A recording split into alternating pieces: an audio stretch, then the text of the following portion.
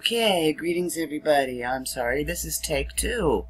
Nothing like the leaf blowers going on around one's house to keep me from making a video.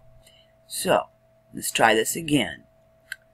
Was Orwell's 1984 a part of the plot to enslave humanity? Before I go into the article, I want to tell you that I don't think so. I think that when Orwell wrote 1984, he did not write it as a plot to enslave humanity. That came later. Alright? That came when the CIA got a hold of 1984. And they took out messages and put in messages, and they tweaked it, like they do everything, to suit their disgusting agenda. Alright, so that is my opinion. I think when Orwell wrote it, 1984, it was, for lack of better words, pure. Okay, let's continue. War is peace. Freedom is slavery. Ignorance is strength. It sounds a little backwards, doesn't it?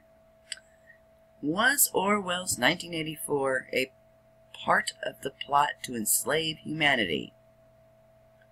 George Orwell's 1984 was Cold War propaganda.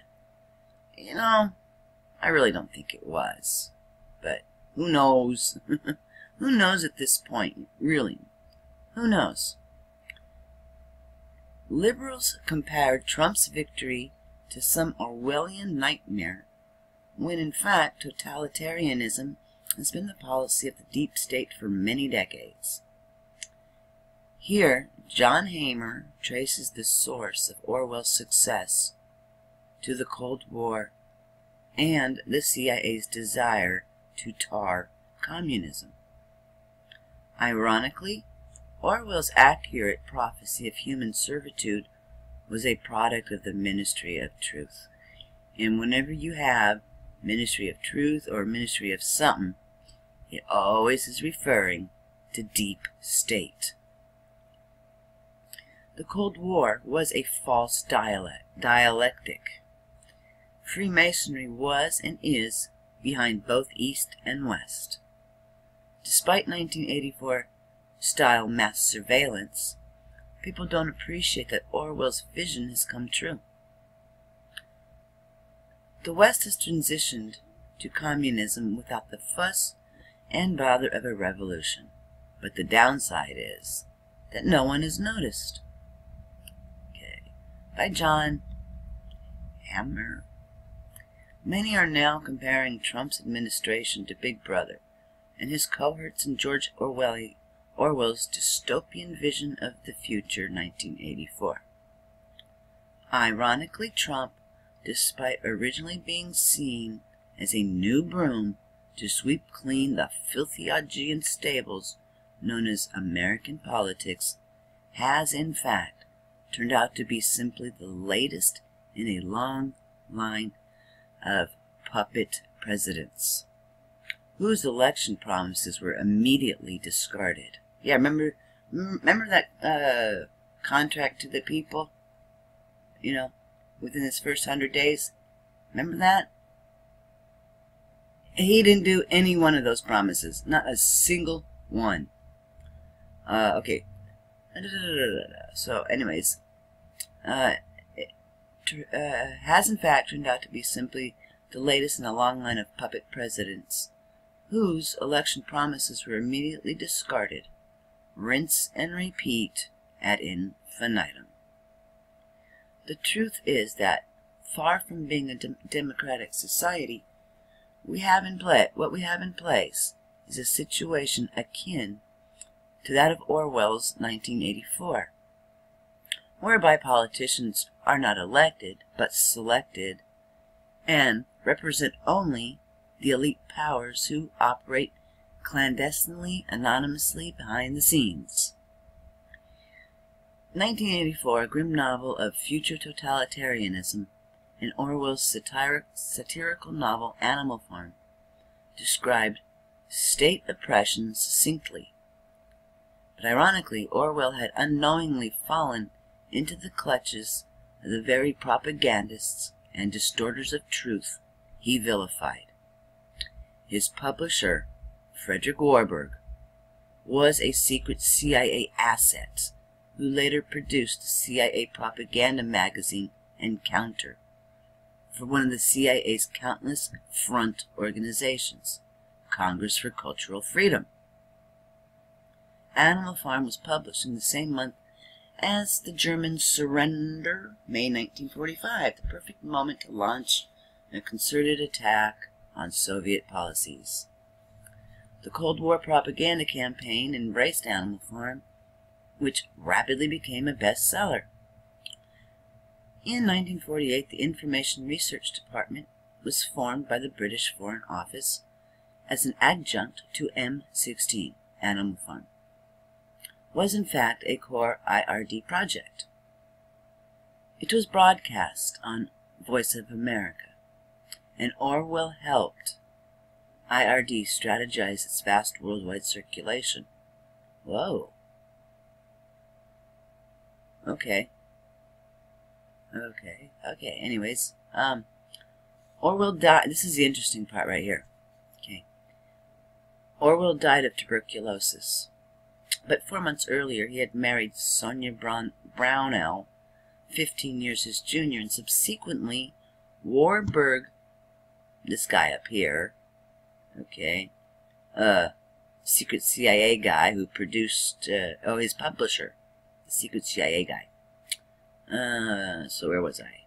Okay, so Warburg persuaded his widow to unwittingly sell the movie rights of 1984 and Animal Farm to the CIA's Office of Policy Coordination, OPC, a creation of Allen Dulles.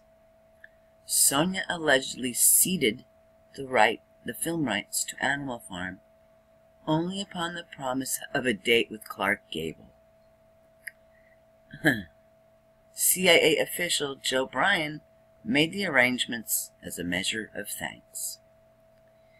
The head of the OPC was none other than E. Howard Hunt, future member of the Watergate gang of criminals who was also involved in the assassination of JFK. The British animation company Hollis and Batchelor, who during World War II were heavily involved with the government training and propaganda films, and that's interesting, were awarded the contract to create the film, and it was completed by a team of 80 animators in April 1954. It was in order to meet the CIA's objectives. There you go. The film ended with other animals mounting a successful revolt against their rulers. There was no mention of the humans in the film's conclusion. Had he lived to see it, Orwell would no doubt have been horrified at the way his ideas had been twisted to make political capital. The film was a box office hit, but much of the book's original intentions had been omitted. There you go. Alright? That's what I'm saying. The original intentions were omitted. It was later distributed around the world in the United States Information Agency through their overseas library. Then they produced 1984 in Britain in 1956. Inevitably, Orwell's message was distorted and perverted again by the CIA. The CIA's ironically Orwellian sabotage of two of the most powerful political works in literature was a masterstroke. By sabotaging the book's real messages in the movie versions, the CIA effectively prevented the vast majority of people from ever learning the true relevance of Orwell's writings to their own situations. 1984 has had a profound effect all around the world. Since its first publication, many of its concepts have entered modern-day parlance. Big Brother, Doublethink, Thought Crime, Newspeak, and Room 101 are all derived from its pages. And perhaps even more significantly, Orwellian has now become a term that describes official deception and manipulation by a totalitarian state. Orwell's vain hope was that by writing 1984, he would help stop such a state ever coming to pass. Oh, the irony. However, 1984 is more than just a story. It is a prophecy and a vision of what is planned for all of us.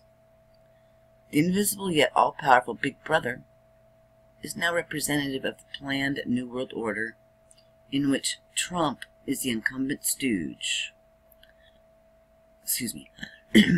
Newspeak, as Orwell referred to it, is the authoritarian group's government's weapon of choice for deceit, and it works by placing a different meaning or spin on events, by altering words and replacing them with something which softens them and evades the truth. Modern politicians are without doubt trained in this facility and indeed have become thoroughly expert in its utilization, President Trump included. Okay. The corporate state, hiding behind the smokescreen of the mainstream media, the public relations industry, the entertainment industry, and the materialism, devours us from the inside out. It owes no allegiance to us or our nations, and it feeds greedily upon us. But now the facade is crumbling, and as Trump's rapid, dramatic fall from grace has been demonstrated, more and more people are reaching the conclusion that they have been systematically duped and robbed, and realize that we are moving swiftly towards the world depicted in 1984. Ironically, the fact that we were given 1984 in the first place was part of the process it describes. There you have it, my friends. Thank you very much for watching. I appreciate every single one of you, and I hope you all have a super day. Thank you very much. Bye-bye.